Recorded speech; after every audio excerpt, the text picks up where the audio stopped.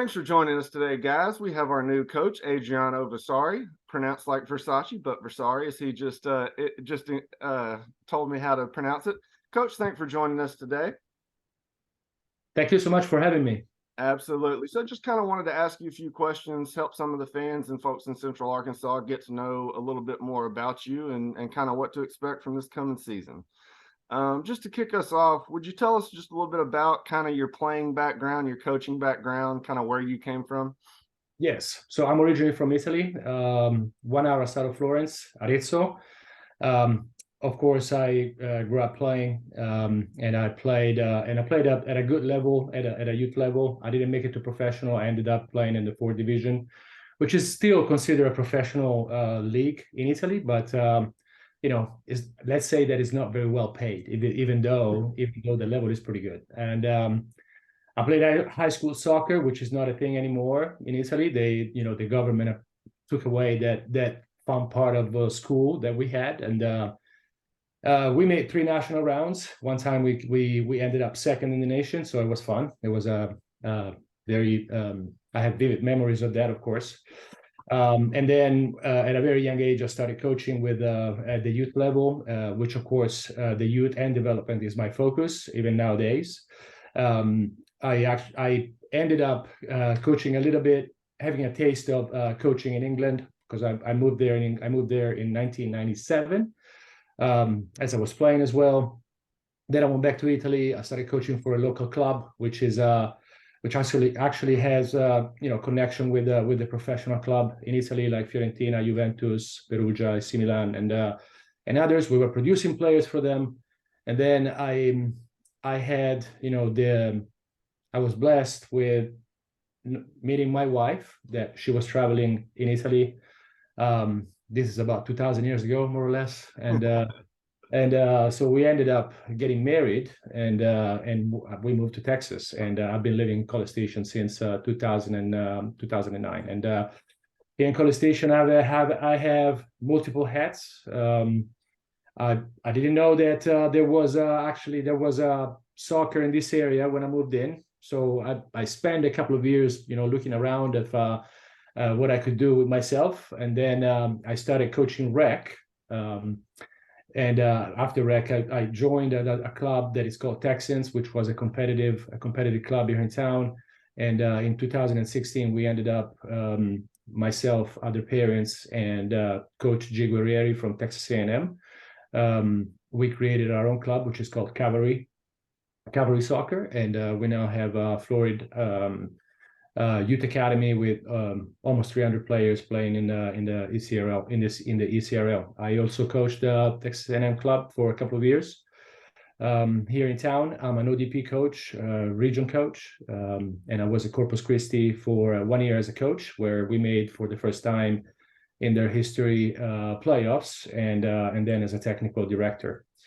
And I'm very happy now to be in Little Rock. I'm excited about the season. I can't wait to start. Oh, that's great. Thanks so much. Your background's very impressive. You've done a lot of different things. Coming from Italy, obviously the Italian style of play, a lot of people are familiar with, obviously, because of the success in the World Cups and the Italian league for years. Do you have that Italian style of coaching, or how would you describe your coaching style? Well, I mean, I want to say that, of course, culture is important, and it has a big part on your style. But the fact that I travel a lot, and I've been influenced by the American culture and by the British culture. I think that I'm a very different coach from the standard Italian coach. Yes, I am intense. Yes, I'm passionate. And yes, I want balance in my team, but I want my team to have control of the game, and possibly scoring more goals than others. Well, that leads perfectly into my next question. So should we expect to see a lot of Italian style back five, pack in, park the bus, or are you more of like a 4-3-3 guy? What is your preferred formation? I like the 4-3-3 because it's very dynamic, and it's very versatile. We can use different formations, and with starting from that type of system. Of course, I believe that the system is not the answer to playing good style of soccer. The most important thing is to have good players and make sure that these players are actually able to play together. And the most important thing is to create the right performance environment to have our players to perform at their peak, at their best. Yeah, absolutely. That chemistry, that's one of those things as a young player, I kind of poo-pooed like, oh yeah, sure, coach, that's what's important. It's who better. The older and older I've gotten, I can't tell you how many times I've seen the better team lose just because the other team is more together and believes in each other, and they don't throw their hands up every time they don't get a pass. Right. Sure. And I mean, So soccer is one of these sports that where the most organized team can beat the best team. absolutely. Absolutely. I could not agree with you more. So given that, how are you going to measure success this upcoming season? Like at the end of the season, if you look back, what would define a successful season for you this year? So it is the first year for me in Little Rock. Of course, it's we want to build a program that will be sustainable through the years. We want to have the best talent that are available in college, and not only in college, in Little Rock. We will be measuring success by being competitive in every game, have our players get better, grow their game, and become better players and better people. And of course, at the end of the season, we want to make sure that we promote these players at the next level. What happened, for example, in Corpus Christi in these past 2 years, we were able to promote several players at the professional level, not just in the US, but in Europe and South America. So that's a measure of success, of course. And of course, yes, we want to be competitive in every game. And at this level, you actually want to win every game. Now, is it going to be possible? I don't know. We're going to try to, though. Great answer. I love hearing that. As both a fan and a play-by-play guy, I really enjoy hearing those answers. So during the upcoming tryouts, we have going on next weekend.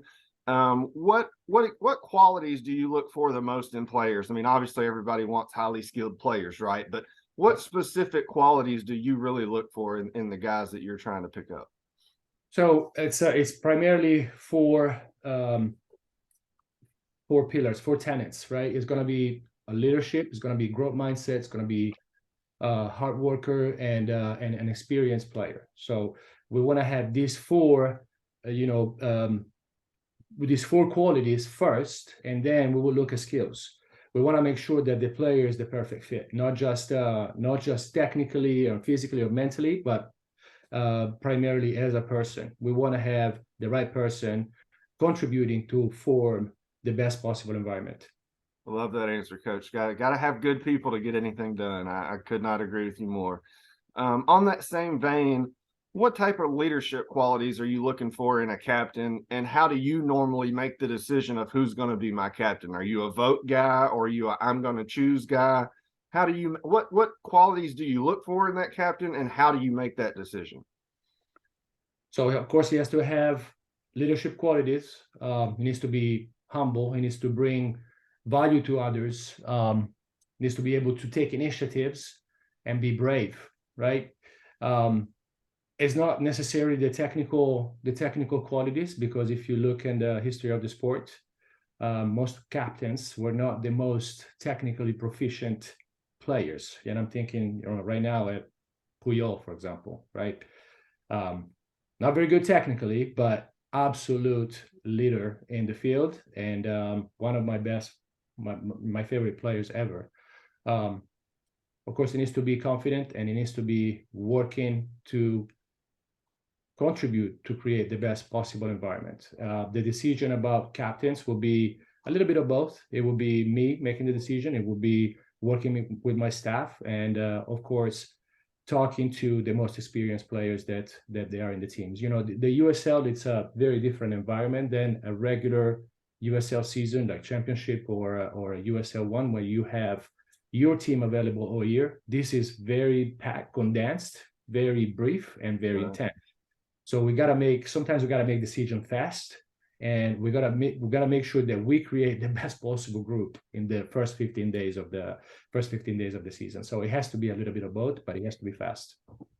I love that insight. Yeah, that's one thing a lot of fans don't think of is the condensed nature of this league specifically, and how it takes place in a certain part of the year, and how a lot of these guys are playing in different college programs and different systems, throughout the year. And so bringing them all together and getting them on the same page, Yeah, I'm sure absolutely. is This is why it's important. It is important to build this year, to build a core of players, to build a group that can really be successful in the next 2 or 3 years. That's the beginning of a project. That's the beginning of a pathway, and I hope that we're gonna have a good start. perfect. Perfect. So week to week, are you more of a coach that adapts what your team is going to do every week to kind of match up to what your opposition is, or are you more of a coach who says, like you mentioned the 4-3-3 earlier, hey guys, we're playing a 4-3-3, we're going to impose our will on the other team and we're going to make them adapt to us? Are you more of a guy who likes to kind of tinker and change for each game, or do you kind of like to get a system and kind of make the other team adapt to what you're doing? Well, again, there has to be a little bit of both, right? Obviously. I have my principles, I have my ideas, I have the system apply, and I have the style that I wanna impose, of course. But we need to be flexible, and we need to adapt to different teams as well. We have to be tactically proficient in order to win the game. Again, it's not the most organized team is the one that most of the time wins the game, even against even better teams. So we need to be flexible on this, and I'm ready to be flexible. There will be, yes, we will do our scouting, we will do our homework to see what weakness the other teams have and where we can take advantage of it. I love that answer. As somebody who works in IT, it's one of those things where a lot of time the answer is it depends, and then you have to explain why. And I love that from you, where it's like, we have to do a little of both. We have to marry these two things and make them work. And so that's exactly what I've experienced. I've obviously never coached at your level, but I would give the very similar answer to you, and I couldn't agree more. So just to kind of help the fans get to know you a little more personally, what club team do you support? I'm a Manchester United guy. What club team do you follow? Well, my team beat your team several times, which is AC Milan. Not anymore because we suck right now, but I'm an AC Milan fan. Yes, from the very early age, which is unusual because I'm being 1 hour south of Florence. I should support Fiorentina. Actually, the club that I was playing growing up was affiliated with them. So I mean, I should support them, but they never win a game. So it's I mean, I can't really support them. But I have sympathy for them. Always got to have sympathy. So that's your club team. What national team do you the Italian national team from growing up there, or what national team do you support? Well, that's yes, that Sava Sandir, right? Yes, No I am choice. Yeah, a full 100% Italy national team supporter. Yes, love it. of course, I want the US to do well because the US gave me the opportunity to coach and to grow as a coach, as a person. I have my family here, so I want the US to do well. But if we go to the World Cup final and it's Italy versus US, It's I'm afraid Italy, huh? I'm gonna wear a burro. As you should, as you should. You can choose your friends. You can sometimes choose your family. You can't change your club. You can't change your country. I'm somebody who agrees with that, so I definitely respect it. In your opinion, who do you think is the greatest soccer player of all time? Greatest man to ever kick a ball. Who do you think it is? I think that every generation has his best player, right? We learned about the passing of Pelé, which is definitely one of the greatest, if not the greatest. But I think that Messi is probably the greatest player that ever played the game. Love it, love it. So I'm assuming you enjoyed this last World Cup then, where Messi got to have his huge moment on the world stage and show everybody just all the skills that maybe some people who don't watch the Spanish league as much don't. There's the whole Ronaldo Messi thing that I hate because I love them both. Yeah. But I'm so glad that so many fans here who maybe watch more Premier League and not Spanish League got to see what all the hype was about with Messi, because in some international tournaments, that Argentinian national team, they couldn't get the chemistry right. Like you were saying, they had all the talent in the world, but in past tournaments, they just didn't have that chemistry. To see them put it all together, it was really special. I think that he got rid of that incredible pressure that Messi had for the past 10 years about winning titles at the national level, and everything was on him. Beside not having a great national team, I don't think they had a fantastic national team. The least talented team he's played on in a World Cup, in my opinion. But the chemistry was so much better. Yeah, for sure. So he got rid of that. He was more relaxed, and he could really perform, and he made a difference. Yeah, and to see somebody that cool under that pressure, and to see kind of him and Ronaldo are so linked, like how bad it went for Ronaldo at that tournament and how everything went for Messi. It's just interesting. And to me, that kind of goes back to like the mindset and being a team player. As much as I love Ronaldo as a club legend of mine, you get in your own head and kind of you can convince yourself of some things that are not going to do you a lot of good once you get on the pitch, right? And I think that Ronaldo got into a little of that, and that's why I think Messi, from that little bit of struggle he had when he first got to PSG, he had kind of gone through just a little bit of kind of that questioning things and then rediscovering himself before the tournament, whereas Ronaldo was not in a good headspace. And it just, like you were saying earlier, it just goes to show how important that team camaraderie and chemistry and team belief is. Portugal was as talented as anybody in the tournament, not just Ronaldo, Bruno Fernandes, all the City players, Bernardo Silva, but team chemistry, like you were saying, it just makes such a big difference. That the most talented team, Morocco, nobody had them as the most talented team, but they had a system, they believed in each other, they stuck together, and they kept knocking off the big boys. Yeah, absolutely. But anyway, going back to your assumption that I enjoyed the World Cup. No, I did not enjoy the World Cup. Wasn't there. So I was hoping that everybody was getting out, so France, England, I was happy when everybody was slowly but steadily getting out of the World Cup.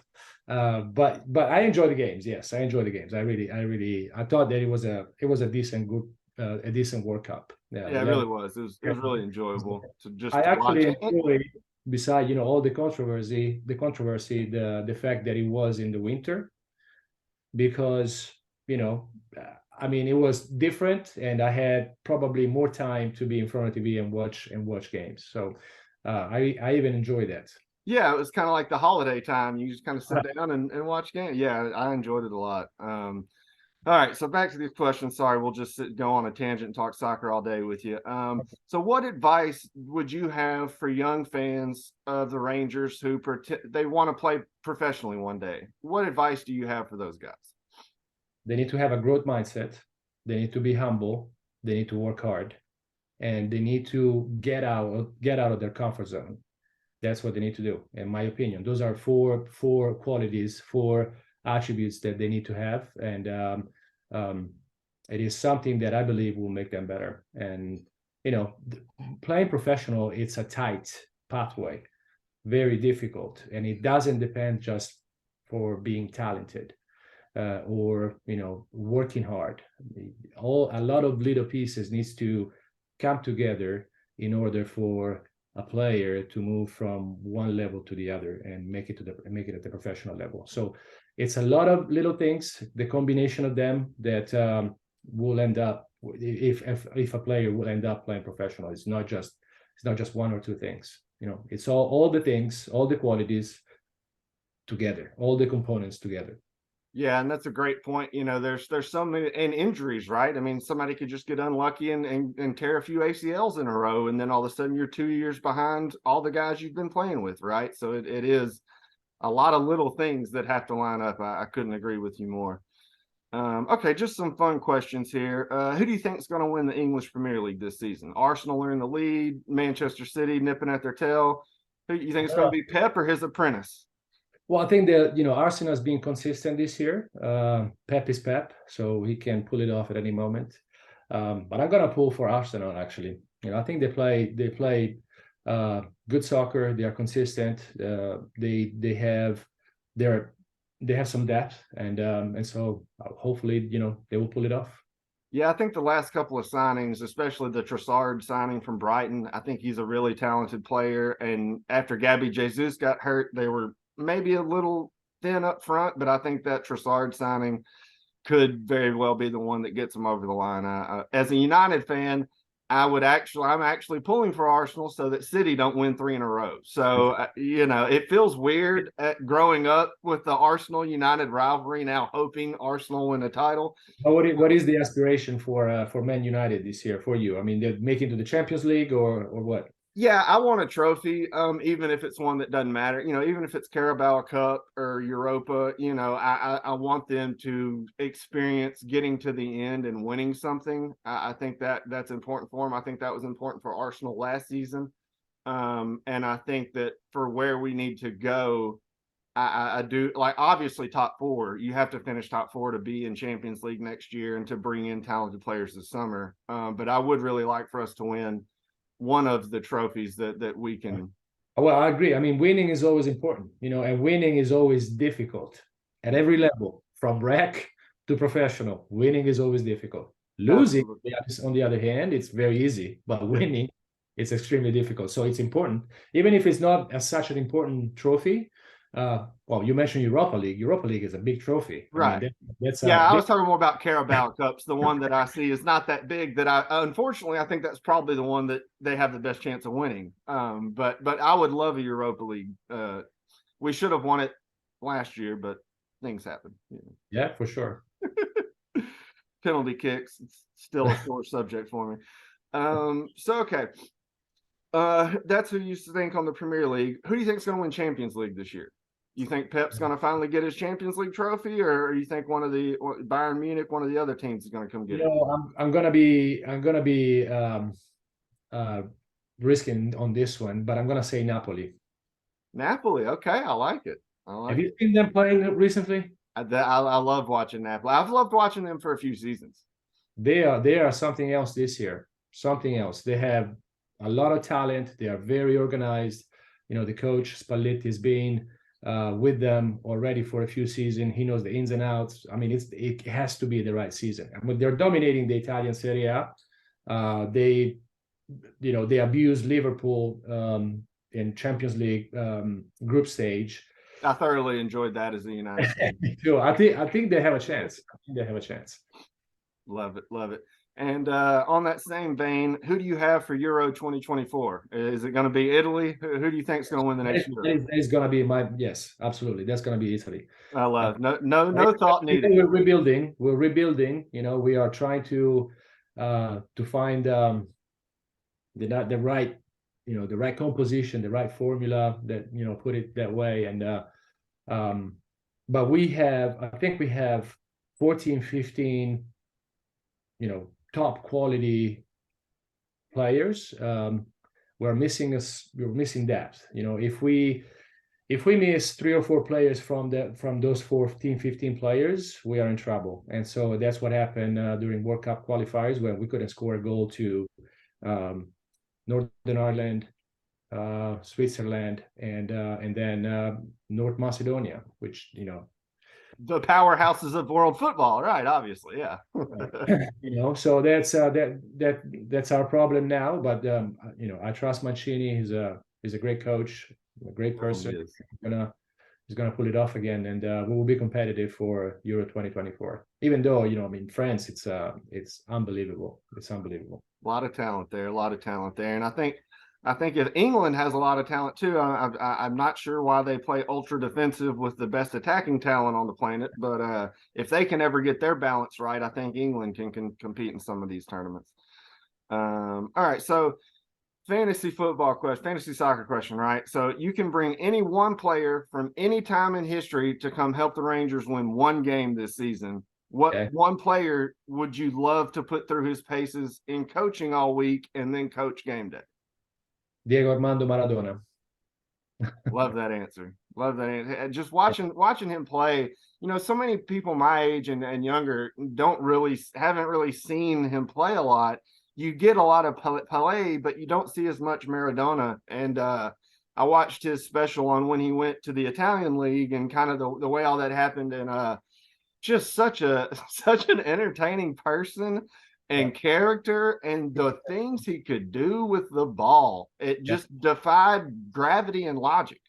I mean, it's not just the ball, what he could do with the ball, but what he could do with his teammates. It was such a leader in the field and out of the field, that and the fact that I think is not as well known as Pelé, it's because he played Napoli, which it wasn't a powerhouse, Right. and when he joined Napoli, they were the year before they finished right out of relegation zone, and in 3 years they won the league, and then they won the Coppa UEFA, which is the Euro Cup this year, and then meanwhile he won the World Cup in Mexico, just by bringing everybody together and having a goal as a team and as a nation, to bring the trophy back to their country. So what he did in the World Cup of '86, it's an absolute miracle. I want to say something like Leicester, or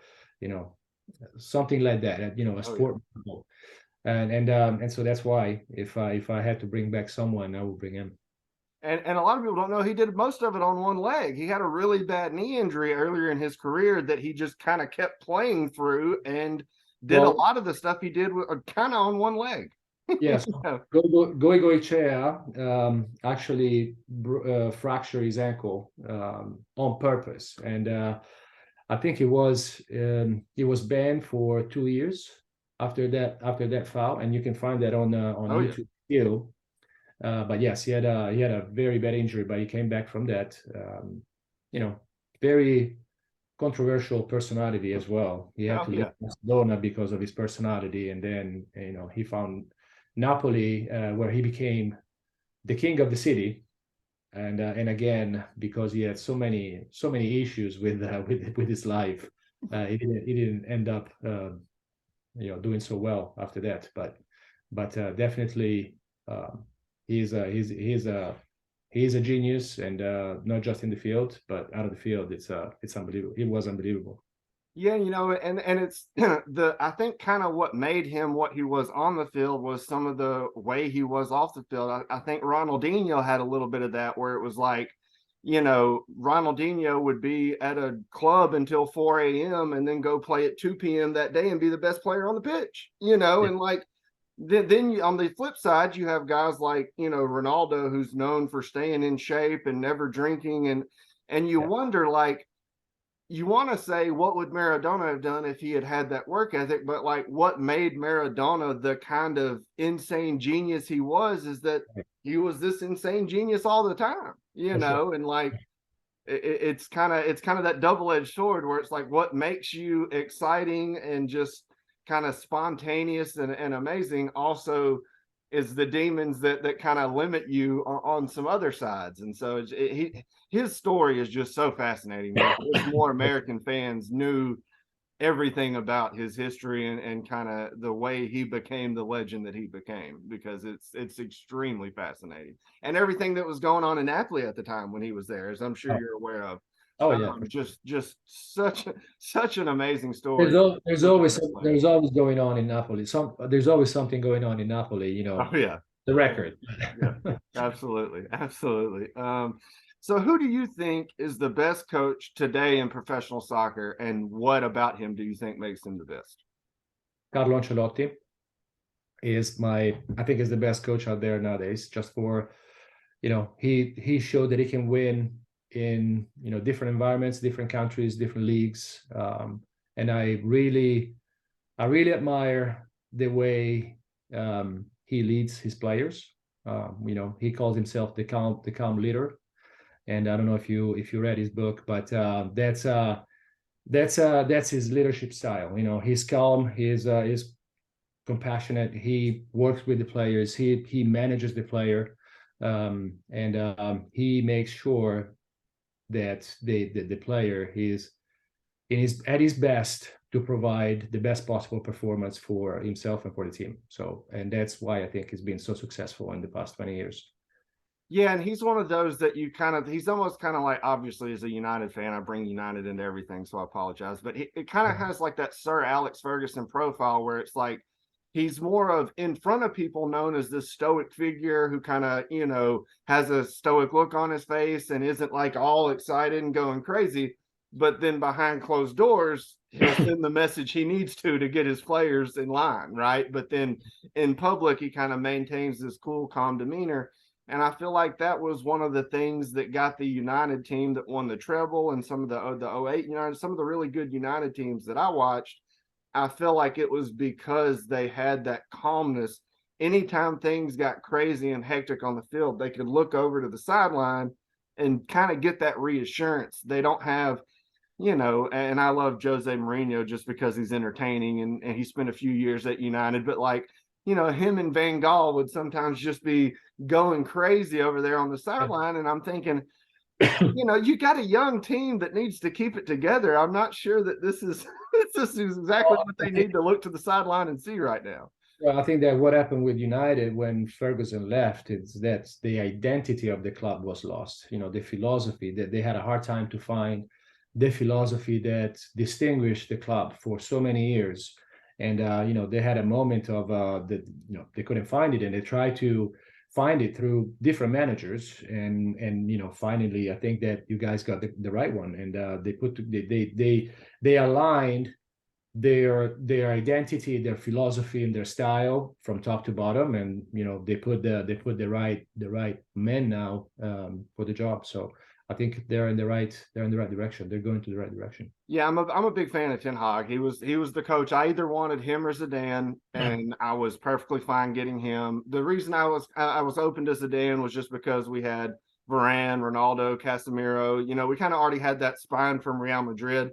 But I wanted Ten Hag for a few years before he came. What he did at Ajax, the style they played with, and he has us playing pretty good right now. So I agree with you. I think he is the right coach for us right now. On that vein, with coaches, who do you think is the best coach of all time? Not just right now, best coach to ever touch a touchline. I mean, I don't know, if you look at trophies and what he accomplished, I'm gonna say Carlo Ancelotti again. But there are so many. I don't know. I can name Ferguson, as we just said. I can name Arrigo Sacchi. A complete innovator. Cruyff for the debate for what he did at Barcelona. He was the reason why Barcelona became so dominant a few years ago. And then, of course, Pep Guardiola, Jurgen Klopp again is for the way he changed the game. I mean, there are so many. I can't name one.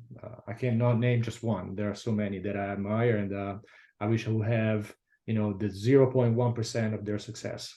Right, yeah. With some of those names you mentioned, if you can just get 1% of what any of those guys did, we'll be extremely happy here in Little Rock. Right? I said 0.1. Oh, I know. As a fan, I got to shift the decimal one place, right? Us fans always want a little more, So yeah. That's kind of that's kind of how the way we look at it. But Coach, I could not thank you anymore for taking the time today to talk to me and letting the Ranger fans kind of get to know a little bit about you and your philosophy and your background. I know we have tryouts coming up. Is there anything you want to say to the fans or to the guys, anybody for tryouts or anything? Well, the tryouts, it's an important step for us. We're still looking for some players that will complete our roster. February 4th. See if I can move my head. Yep, there we go. Yes, February 4th. February 4th. We have a lot of registrations, so we're probably going to be at the War Memorial Stadium all day. So if you want to come and say hi, we're going to be there. We're going to be working, but we're going to be available at some point. We will be happy to see fans and people that want to take a peek at what we're doing. We will be available, and it will be fantastic to see and connect with the community. For the rest, we're looking forward for a fantastic season, and we want to see as many people as possible at the stadium. I consider the fan being the 12 men on the pitch, and the more fan we have, the more chances to be successful we are. So we're looking forward to see you. Thanks so much, Coach. I will definitely be at tryouts, and I think you'll be really happy with the fans here in Little Rock. Where they the Red Watch and the rest of the fans get really loud. They do smokes, drums, everything. So we have a really good fan base here, and any fans out there, as Coach mentioned, come to tryouts February 4th at War Memorial Stadium, and we will see you guys in the upcoming season this summer. Again, Coach, thanks so much for joining us, and couldn't be more appreciative of your time. Thank you. Thank you. We'll see you soon.